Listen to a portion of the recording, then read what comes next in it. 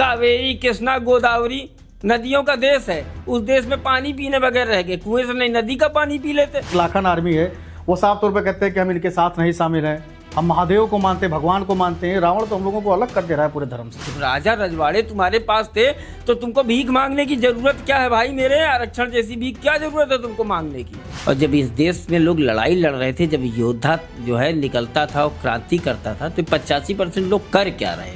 यदुनंदन के उस बयान का जिन्होंने उन्होंने भगवान श्री राम की माँ को गाली दिया, उसके बाद उनके भीम आर्मी द्वारा उनका स्वागत करना। संविधान लिखा किसने? किसकी राइटिंग में लिखा गया? कितने पेज हैं, कितने अनुच्छेद हैं? ये जो रैली करते हैं ना, जो आ जाते हैं, उनसे पूछ के बता दीजिएगा, बता देंगे तो नाम बदल दूंगा। ये उन 10 देशों में कई देशों का संविधान मनुस्मृति से लिया गया है। अरे पहले जानकारी ले लो भाई, तब बात करो। आप लोग तो खूब कुआं खोद खोद के पानी पी रहे थे, 19 खुदवाते थे, और उसके बाद पानी उन लोगों को नहीं पीने दिए। इनकी हैसियत नहीं है, इनकी हैसियत नहीं उनके खिलाफ बोलने की। इनकी हैसियत हो तो बोल के दिखाएं।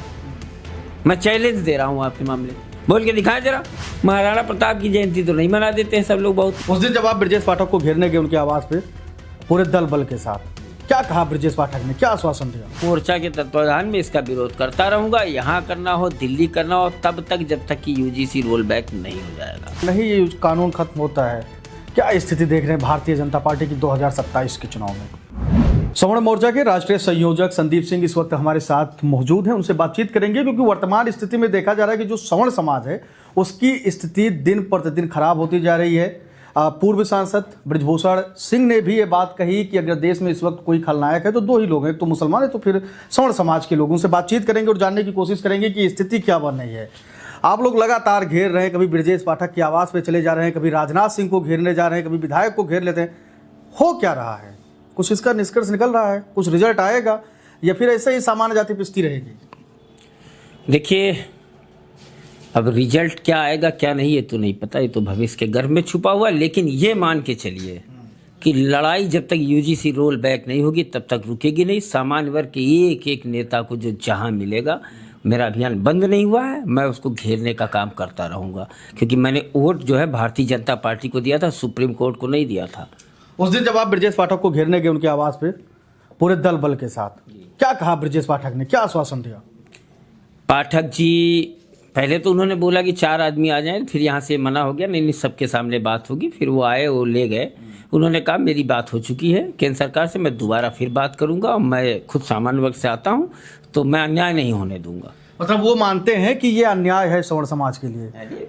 डिप्टी सीएम ने बात मानी आप लोगों से? अरे जो मिल जाएगा उसको माननी पड़ेगी, जिसके अंदर जरा भी जमीर जिंदा होगा उसको माननी पड़ेगी। मानेगा कोई कैसे नहीं, हमको कोई तरीका बता देना मानने का। तो मुखर होकर क्यों नहीं बोलते ये लोग? बृजभूषण सिंह तो एकदम पूरे मैदान में कूद गए, हुंकार भर रहे हैं, चाहे आरक्षण को लेकर हो, चाहे फिर यूजीसी को लेकर हो, बाप बेटे दोनों मैदान में। फिर इन नेताओं को क्या हुआ, चाहे वो राजनाथ सिंह हो या फिर डिप्टी सीएम ब्रजेश पाठक हो? मैंने एक बार संजय जी आप ही के चैनल पे कहा था, राजनीति खून को पानी कर देती है। तो राजनीति जो है खून को पानी तो कर ही देती है, लेकिन गुलामी ऐसा भर देती है, ऐसा डरते हैं लोग कि मैं उसी को देख के मैंने राजनीति करने की इच्छा ही समाप्त कर दी कि जब बोल ही नहीं पाओगे।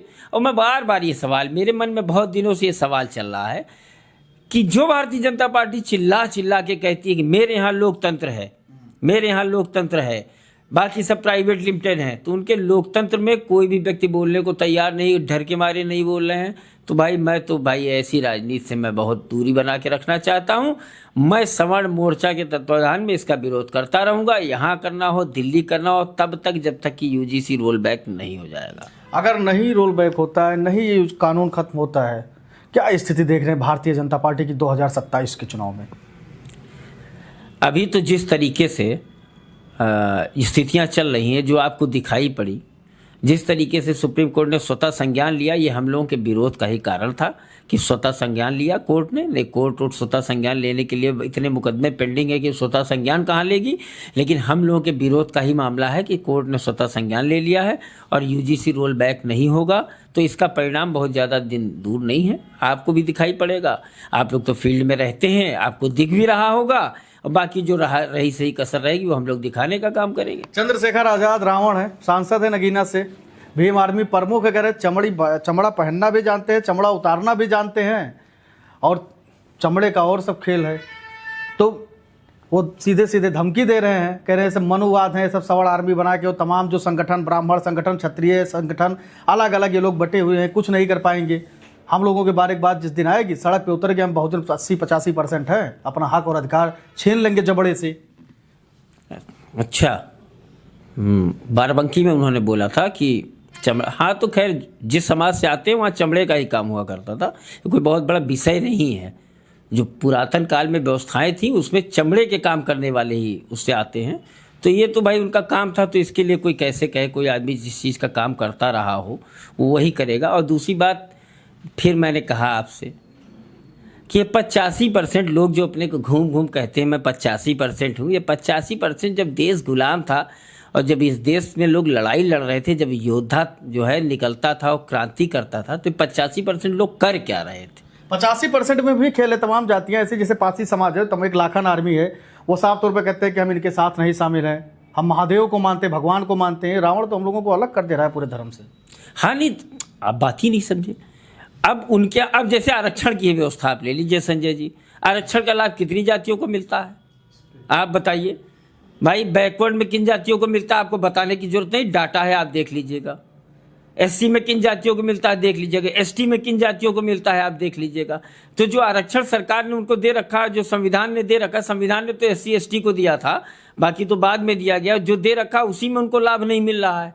तो लाभ, एक क्रीमी लेयर है जो लाभ खा रही है, तो जाहिर सी बात है विरोध तो पैदा ही होगा। विरोध क्यों नहीं पैदा होगा?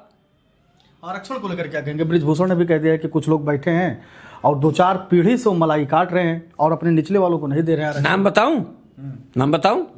इस प्रदेश के एक पुलिस के मुखिया रहे, जो कि आरक्षण के सहारे मुखिया थे। उनका बेटा भी एडीजी स्तर का अधिकारी हो गया, इस समय भारतीय जनता पार्टी में मंत्री है, वो भी लाभ पाया, उसकी तीसरी पीढ़ी भी लाभ पाएगी। ऐसे बहुत से लोग हैं, मतलब गजब आरक्षण की व्यवस्था है। अखिलेश यादव के लड़के आरक्षण का लाभ पाएंगे, है ना, लेकिन कोई गांव में काम कर रहा होगा वो आरक्षण का लाभ नहीं पाएगा। तो आरक्षण की व्यवस्था इस तरह होनी चाहिए थी कि आपको, ठीक है, आपको समानता लाने के लिए देना चाहिए था, लेकिन जब एक बार आपने आरक्षण दे दिया, कोई आदमी मेन स्ट्रीम में शामिल हो गया है, तो उसको दोबारा फिर उसके परिवार को, तिबारा फिर उसके परिवार को, ये व्यवस्था नहीं ठीक है ना। बृजभूषण सिंह कोई गलत थोड़ा ना कह रहे हैं। मैं तो कहता हूँ सारे आरक्षण खत्म कर दीजिए। आप जातियों में लड़ाई नहीं होनी चाहिए। भाजपा का सोशल मीडिया देख रहा था, क्यों खत्म कर दो? तो कह रहे हमारा हक है, अधिकार है, हमारा देश है, तुम लोग तो सब बाहरी हैं, ये सब ब्राह्मण और ठाकुर ये सब पता नहीं कहाँ से आ गए हैं। तो फिर ये क्यों कहते हैं कि ब्राह्मणों को जो है दान देना बंद कर दो, भूखों मर जाएंगे? जब भीख मांग ही रहे हो तो ये कहना तो बंद कर दो भाई। दो में से एक ही चीज कहो, या तो भीख ही मांगते रहो। हक अधिकार ये होता है कि तुमको कह दिया जाएगा क्या, तुमको हम सिंहासन पे बैठा देंगे। तो पंडित जी को क्या हो सकता है कि मंदिर में जबरदस्ती किसी घर में घुस के पूजा कराएं, दान दक्षिणा लें? कोई पंडित बगैर बुलाए नहीं जाता है, आपको बुलाना पड़ेगा। स्वामी प्रसाद मौर्य तो सीधा कह रहे हैं कि ये पंडित लोग आते हैं, दान दक्षिणा नहीं देंगे, इनका पेट और तोंद जो है वो कम हो जाएगा। अरे तो कौन स्वामी प्रसाद मौर्य से मांग रहा है? अब चंद्रगुप्त मौर्य का वंशज बताते हैं, सम्राट अशोक का वंशज बनाते हैं और बताते हैं मेरा अधिकार है आरक्षण। अरे गजब डबल स्टैंडर्ड की बात करता है वो आदमी। एक तब कहता है चंद्रगुप्त मौर्य मेरे वंशज थे, एक तब कहते सम्राट अशोक मेरे वंशज थे। अरे राजा रजवाड़े तुम्हारे पास थे तो तुमको भीख मांगने की जरूरत क्या है भाई? मेरे आरक्षण जैसी भीख क्या जरूरत है तुमको मांगने की? हम तो नहीं मांग रहे हैं। तो आज जब पनिया नहीं पीने दिए उन लोगों को तो कहाँ से मांगेंगे आरक्षण? आप लोग तो खूब कुआं खोद खोद के पानी पी रहे थे, 19 खुदवाते थे और उसके बाद पानी उन लोगों को नहीं पीने दिए। दशरथ माझी ने नहर बना दी, दशरथ माझी ने अकेले दम पे नहर बना दी। और इतनी जमीन इस देश में पड़ी हुई थी, जिस देश में गंगा, यमुना, सरस्वती, कावेरी, कृष्णा, गोदावरी नदियों का देश है, उस देश में पानी पीने बगैर रह गए। कुएं से नहीं नदी का पानी पी लेते। पहले तो शहर नदी के किनारे ही बसते थे, इसीलिए बसते थे कि पानी की उपलब्धता रहे। ये सब झूठ है, अफवाह है कि पानी नहीं पीने दिया। अरे भैया, ये सब एक मार्क्सवादी कम्युनिस्टों द्वारा लिखी गई एक इतिहास है, जिस इतिहास को इन लोगों द्वारा जो है उसको प्रचारित किया जाता है। तो ये जो है क्या कहते हैं, उसी इतिहास की कहानी को लेके सब बनाया जा रहा है। भैया हम बहुत गरीब हैं, हम बहुत पिछड़े हैं, हम बहुत दलित, हमको आरक्षण दे दो। उसके बाद जब मौका मिलेगा माइक पे बोलने का तो कहेंगे कि इनको दान देना बंद कर दो। अरे तुम्हारे दान पे कोई पल रहा है? ब्राह्मण अपनी बुद्धि विवेक से पल रहा है, तुम्हारे दान से पल रहा है। क्षत्रिय अपने शौर्य से पल रहा है, साहस से पल रहा है, तुम्हारे दान से पल रहा है। क्या दिया तुमने देश को? देश की आज़ादी के बाद तुमने क्या दे दिया भाई? आप बताइए। कह रहे हैं कि संविधान हमारे महापुरुष ने लिख दे, नहीं तो अधिकार ही नहीं था कुछ भी डॉक्टर भीमराव अम्बेडकर को। आपको गारंटी दे रहा हूं, संविधान लिखा किसने, किसकी राइटिंग में लिखा गया, कितने पेज हैं, कितने अनुच्छेद हैं। ये जो रैली करते हैं ना, जो आ जाते हैं, उनसे पूछ के बता दीजिएगा, बता देंगे तो नाम बदल दूंगा। और कहाँ से संविधान, दुनिया के 10 देशों से संविधान लेके इकट्ठा किया गया है। और उन 10 देशों की व्यवस्था समझिए, उन 10 देशों में कई देशों का संविधान मनुस्मृति से लिया गया है। अरे पहले जानकारी ले लो भाई, तब बात करो। यही दिक्कत है, अधजल गगरी छलकत जाए वाली कहानी है सब। क्या चंद्रशेखर आजाद एक भाषण दे रहे थे, वो कह रहे थे कि इस देश में हम लोगों को ब्राह्मणों से दिक्कत है, ब्राह्मणवाद से दिक्कत है, मुसलमान से नहीं दिक्कत है। आपको लगता है कि असली खलनायक कौन है? कह रहे हैं कि मुसलमानों से दिक्कत नहीं, मुसलमान हमारे भाई हैं, ब्राह्मण हमारे लिए बहुत खलनायक। उनको शायद जानकारी नहीं होगी। देश आजाद हुआ तो एक नेता हुआ करते थे, इन्हीं के समाज के योगेंद्र नाथ मंडल। हाँ, जोगेंद्र नाथ मंडल गए थे और उन्होंने नारा दिया था जय भीम और जय मीम, और बाद में हिंदुस्तान भाग आए थे। पहले कानून मंत्री भी बने थे। हाँ, आपको मालूम है, पाकिस्तान कानून मंत्री थे, बाद में भाग आए थे, छोड़ आए थे वहां सबको मरने के लिए। तो देखिए ऐसा है। तो ये भी वही कर रहे हैं क्या? कौन? इनकी हैसियत नहीं है, इनकी हैसियत नहीं उनके खिलाफ बोलने की। इनकी हैसियत हो तो बोल के दिखाए। मैं चैलेंज दे रहा हूं आपके मामले, बोल के दिखाए जरा। क्या लगता है कि संदीप जी, एक बड़ा षड्यंत्र है, एक बड़ी रणनीति है हिंदू धर्म को तोड़ने की, दलितों को अलग करने की सनातन धर्म से? देखिए, मैं तो जैसे एक नौ बौद्ध पैदा हो गए हैं जो सबसे ज़्यादा तोड़ने का काम कर रहे हैं। और एक बात आपको और बता दूं, अब षड्यंत्र अभी तक तो भाई ये सुन रहे थे हिंदुत्व की सदी है और ये भगवा लहराएगा, वो लहराएगा। अचानक यूजीसी आया, उसने सब धराशाही कर दिया। फिर हम सामान्य वर्ग, हमारे जैसे सामान्य वर्ग के लोगों को ये लगने लगा कि अरे पहले जब अपना अस्तित्व बचेगा तब हिंदुत्व बचेगा, जब हिंदुत्व बचेगा तब हम राष्ट्र की बात करेंगे। तो यहाँ तो पहले अपना अस्तित्व बचाने का संकट हो गया। तो ये अलगाव व्यवस्था जो है, अलग अलग करने की सरकारें अपने हिसाब से करती हैं, वोट की राजनीति के लिए करती हैं और इस तरीके से तोड़फोड़ की राजनीति करती हैं। तो ये सब देखिए वोट बैंक की कहानी है, इसी वजह से ये सब व्यवस्थाएं चल रही हैं देश में। जयंती को लेकर बड़ा घमासान मचा हुआ है। चंद्रशेखर आजाद अलग तैयारी कर रहे हैं, मायावती अलग तैयारी कर रहे हैं। डॉक्टर भीमराव अम्बेडकर की जयंती को लेकर 14 अप्रैल को है। योगी आदित्यनाथ 2 कदम और आगे बढ़ते हुए बड़ा ऐलान कर दिए कि अब 4000 से ज़्यादा अम्बेडकर की मूर्तियां हर विधानसभा में लगाई जाएंगी पूरे उत्तर प्रदेश में। सबका सौंदर्यीकरण होगा, सबके ऊपर छत्र लगाया जाएगा, उनके इतिहास के बारे में बताया जाएगा कि कैसे उद्धार किया समाज का। कैसे देखते हैं? अखिलेश जी भी मना रहे हैं, अखिलेश यादव जी भी मना रहे हैं। पीडीए का तो नारा पहले से ही है। नहीं तो पीडीए का क्या नारा? कौन अखिलेश यादव मना रहे हैं? जिन आजम खान ने बताया था कि ऐसे लेकर के एक भूमाफिया है, वो भी मनाने लगे। आज आप देखिए, वो भी मनाने लगे। देखिए, दलितों की इस देश में अगर कोई सबसे बड़ी नेता है तो मायावती। मायावती पहले दिन से मनाती थी, बाकी सब मनाने की नाटक कर रहे हैं, मनाने की नौटंकी कर रहे हैं। समझ रहे हैं? महाराणा प्रताप की जयंती तो नहीं मना देते हैं सब लोग बहुत तेज, जबकि वैसे अखिलेश जी ने मनाई थी दबाव में, राणा सांगा वाले प्रकरण के दबाव में। महाराणा प्रताप परशुराम जी की जयंती सब लोग नहीं मनाते हैं गांव गांव जाकर। परशुराम जी की जो जयंती थी उसकी छुट्टी भी कैंसिल हो गई। नहीं, अरे वो तो छुट्टी तो कैंसिल छोड़िए, मनाते नहीं है। और कोई मंदिर बनवाते हैं तो फरसा छूट जाता है, कहीं कुछ हो जाता है, कहीं कुछ हो जाता है, दुनिया भर की व्यवस्था। अब अम्बेडकर जी देखिए, ऐसा है, राष्ट्र नायक थे, मैं भी उनका सम्मान करता हूँ और मैं करता हूँ, करता नहीं हूँ, मैंने माल्यार्पण भी किया है। लेकिन उनको जिस तरीके से सरकारें और पार्टियां भगवान का दर्जा दे रही हैं, तो मेरा तो भाई देखिए, मैं बहुत स्पष्टवादी हूं कि ये सब नहीं करना चाहिए। जयंती मनाइए, खूब कस के मनाइए। कोई राष्ट्र नायक था, उसने देश के लिए अगर कुछ किया है तो उसकी जयंती मनानी चाहिए। लेकिन इस तरीके से दिखावा मत करो। जयंती मनाना हो तो उनकी व्यवस्थाओं को समाज में ले आओ, उसको स्थापित करने का प्रयास करो। तो ऐसे तो मान लीजिए लोहिया जी की जयंती मनाते हैं तो समाजवाद क्या स्थापित कर रही है? समाजवादी पार्टी। भारतीय जनता पार्टी दीनदयाल उपाध्याय जयंती मनाती तो उनका तो अंत्योदय था, तो अंत्योदय में उन्होंने यूजीसी में अलग कर दिया। तो ये देखिए, सब वोट बैंक का खेल है, पूरा राजनीति कर। यदुनंदन समाजवादी पार्टी के नेता थे। भगवान श्री राम हजारों करोड़ों लोगों के जो आराध्य जो मानते हैं, उनके आराध्य देव की माँ को गाली दिया गया भरी महफिल में। उनकी गिरफ्तारी होती है, 2 दिन बाद छोड़ते हैं। भीम आर्मी के चंद लोग उनका फूल मालाओं से स्वागत करते हैं, जय जयकारे लगाते हैं, जय भीम जय भीम। आप धर्म से क्षत्रिय हैं, सवर्ण मोर्चा के राष्ट्रीय संयोजक हैं, सामान्य जाति के लोगों का नेतृत्व कर रहे हैं, इसमें मुखर होकर उनकी आवाज़ को उठा रहे हैं। आप इस पूरे प्रकरण को कैसे देखते हैं? यदुनंदन के उस बयान का जिन्होंने उन्होंने भगवान श्री राम की माँ को गाली दिया, उसके बाद उनके भीम आर्मी द्वारा उनका स्वागत करना।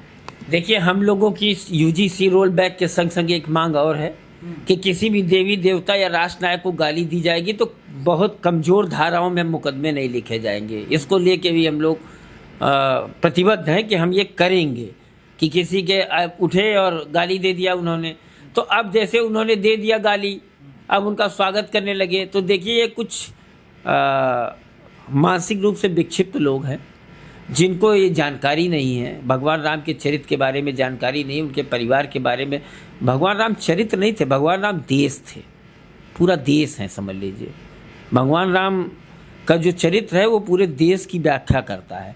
तो अब लोगों को ये पता नहीं, गाली उन्होंने दी, मैंने भी सुना समाजवादी पार्टी ने पल्ला झाड़ लिया, और मुझे कहीं से भी जानकारी मिली कि वो उसके पहले भाजपा से चुनाव भी लड़ चुके हैं विधानसभा का। तो फिर वही बात आ गई कि ऐसे जातिगत व्यवस्थाओं को बनाइए, वोटों का बाइफर्केशन कीजिए, जिसके पास जो होगा उस हिसाब से राजनीति की जाएगी।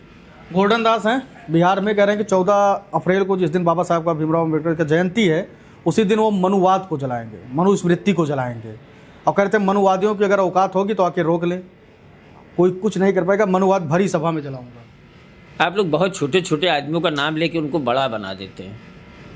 हमारे मीडिया वालों से शिकायत है, नाम अजीब सा गोल्डन दास, चेहरा मोहरा देखे हैं उसका, आप देखे हैं? क्या एजुकेशन क्वालिफिकेशन है, क्या उसकी विचारधारा है? सोशल मीडिया स्टार लोग, तो आप ऐसे लोगों का नाम ही ना लिया करिए। अब एक एक व्यक्तियों से लड़ाई नहीं हो पाएगी। कोई संवैधानिक पद पे बैठा हुआ, किसी अच्छे पद पे बैठा हुआ व्यक्ति कोई बात करेगा तो उसको उसकी बात का जवाब दिया जाएगा। ऐसे सोशल मीडिया उठा लीजिए, दुनिया भर के कंटेंट पड़े रहते हैं, लोग रील बनाते हैं, दुनिया भर की रीलें बनाते हैं। सस्ती लोकप्रियता के लिए ऐसी बातें की जा रही हैं। वो सस्ती लोकप्रियता नहीं, मैं तो कह रहा हूँ कि आप लोग नाम ही ना लीजिए। आप 4 दिन नाम नहीं लेंगे, गोल्डन दास का अता पता ही नहीं लगेगा। हम तो गोल्डन दास का कोई चीज़ देखते ही नहीं भाई। मैं तो वो व्यक्ति हूँ कि जब यूजीसी आया तो सामान्य वर्ग ने एक घोषणा की ट्विटर पे, उस पर कि नरेंद्र मोदी जी का अकाउंट अनफॉलो कर दीजिए। तो मैंने कहा भाई मैंने कभी फॉलो ही नहीं किया, मैं नरेंद्र मोदी जी का अकाउंट नहीं फॉलो करता हूँ, मैं राहुल गांधी का अकाउंट नहीं फॉलो करता हूँ, मैं अखिलेश यादव के अकाउंट नहीं फॉलो करता हूँ। मैं केवल एक नेता का आज तक अकाउंट फॉलो किया, पहले सुषमा स्वराज का किया करता था, और बाद में योगी जी का फॉलो किया। मैं किसी का फॉलो ही नहीं करता। गोल्डन दास तो कोई मैटर ही नहीं हम लोगों के। योगी जी का फॉलो करने पीछे क्या कारण है? नहीं, योगी जी का मैं पहले से ही फॉलो करता था, कोई अभी नहीं फॉलो करता। क्या अच्छा लगता है योगी जी में? नहीं, योगी जी जब सांसद थे तभी से फॉलो करता हूँ, ऐसा नहीं कि वो मुख्यमंत्री हो गए इसलिए करता हूँ। मुखर होकर हिंदू धर्म और राष्ट्र के लिए जो बात है साफ कहनी चाहिए। मैं बिल्कुल स्पष्टवादी हूँ कि उनको जो बात कहनी होती है वो स्पष्ट कहते हैं जिस भी व्यवस्था में। तो स्पष्ट रहिए, कम से कम कोई विचारधारा का जो आप विचारधारा स्थापित करना चाहते हैं। बीच में तो ये भी कहा जाने लगा कि अखिलेश यादव ने भी आरोप लगाया, तमाम ये बातें उड़ने लगी कि दिल्ली और लखनऊ के इंजन टकरा रहे हैं, योगी जी को हटाने की पूरी तैयारी चल रही है, अभी नहीं तो 27 बात। देखिए वो सब राजनीतिक विषय है, कौन किसको हटाएगा, कौन किसको रखेगा, कौन पार्टी क्या करेगी, वो सब राजनीतिक विषय है। लेकिन किसी एक व्यक्ति को हटाने के लिए अगर यूजीसी लाया गया है तो क्या 25% का जो सामान्य वर्ग है उनको एक आदमी को हटाने के लिए क्या रोलर के नीचे कुचल दोगे क्या भाई? मैं तो ये कह रहा हूँ। अब वो आपका पार्टी का आंतरिक विषय है कि आप उनको नहीं रखना चाहते, हटाना चाहते, ये लोग आप अपना समझिए। लेकिन हम लोगों को तो जीने दो भैया इस लोकतंत्र में। इस लोकतंत्र की स्थापना में जिसकी भूमिका है उसी को खत्म करने पे लग गए हो। अच्छा, क्या लगता है अगर योगी जी कोई इस तरीके की बातें होती, इसमें सच्चाई होती, तो बीजेपी की और कितनी स्थिति खराब हो सकती है? देखिए फिर अभी चुनाव दूर है, इसके बारे में कोई टिप्पणी करना तो नहीं है। लेकिन हाँ, एक बात स्पष्ट है कि 2022 का विधानसभा चुनाव योगी जी ने अपने दम पे जीता था, उसमें किसी का कोई रोल नहीं था। एक और लास्ट सवाल हम आपसे लेंगे। तमिलनाडु को लेकर बड़ी बातें हो रही, सोशल मीडिया पे खूब वायरल हो रहा है कि ब्राह्मणों की पूरी तरीके से अनदेखी कर दिया गया, जबकि 234 सीट थी विधानसभा की, वहाँ पर 27 सीटों पर बीजेपी चुनाव लड़ रही है, कांग्रेस भी ऐसे इर्द गिर्द लड़ रही है, और तमाम जो वहाँ की लोकल पार्टी थी, डीएमके, AIMDMK, जो तमाम पार्टियाँ थी, उन लोगों ने टिकट नहीं दिया किसी ब्राह्मण को। वजह क्या मानते हैं और क्यों नहीं टिकट दिया गया? और क्या लगता है कि धीरे धीरे करके हर राज्य से ब्राह्मण और ठाकुर, क्षत्रिय, वैश्य, कायस्थ, इन लोगों की स्थिति खराब हो रही जनसंख्या आधार पर? भाई ऐसे ही जब तुम्हारे खिलाफ कुछ होगा, सड़कों पे नहीं निकलोगे, घरों में बैठे रहोगे, सुविधा भोगी बने रहोगे, तुमको अपना व्यक्तिगत लाभ देखना रहेगा, तो इसी तरह सब जगह खत्म हो जाओगे। यही वही नहीं, तमिलनाडु में तो वैसे ही 3% आबादी है, तो खत्म जानो। तो अगर भैया इस तरह सुविधा भोगी बना रहोगे, अपनी व्यवस्थाओं के लिए लगे रहोगे और तुमको कोई चीज़ नज़र नहीं आएगी समाज में घटित होती हुई, तो ऐसे धीरे धीरे पूरे देश में ख़त्म हो जाओगे। तो मुखर रहो, बोलना सीखो, लड़ना सीखो और नेतृत्व करना सीखो। नेताओं के भरोसे मत बैठो, ठीक है। जहाँ पे मौका मिले, अगर तुमको लगता है गलत हो रहा तो विरोध करना सीख लो, तभी बचोगे। नहीं तो डार्विन का सिद्धांत है, लड़ोगे तो बचोगे, नहीं तो निकल जाओगे। अब विरोध पर भी ना सुनवाई हो तो क्या करेंगे? अरे भाई तो कर रहे हैं आप भैया, अभी तो लोकतांत्रिक विरोध है ना, लोकतांत्रिक प्रक्रिया से जब लोकतांत्रिक होंगे तो बताएंगे आपको। सवर्ण मोर्चा के राष्ट्रीय संयोजक संदीप सिंह जी हमारे साथ थे, उनसे हमने बातचीत की पूरे विषय पर, उत्तर प्रदेश के 27 चुनाव को लेकर, ब्राह्मणों और सवर्ण समाज की स्थिति को लेकर, क्योंकि सवर्ण मोर्चा के आप राष्ट्रीय संयोजक हैं। ब्रजेश पाठक से लेकर राजनाथ सिंह को आपने घेर लिया अपने मुद्दों को लेकर और साफ तौर पे कहा कि जवाबदेही तो तय करनी पड़ेगी साहब, क्योंकि आप भी हमारे समाज से आते हैं, हम लोगों ने आपको वोट दिया है, अपना मान सम्मान स्वाभिमान सब कुछ आपके पीछे फूंक दिया है, आपको सत्ता की कुर्सी दिलाई है, और अगर आप हमारे मान सम्मान और स्वाभिमान के लिए नहीं खड़े होंगे तो हम लोग भी आपके लिए खड़े नहीं होंगे। कैमरा सहयोगी शिवांशु के साथ संजय पांडे, फिल्म डेस्क, लखनऊ।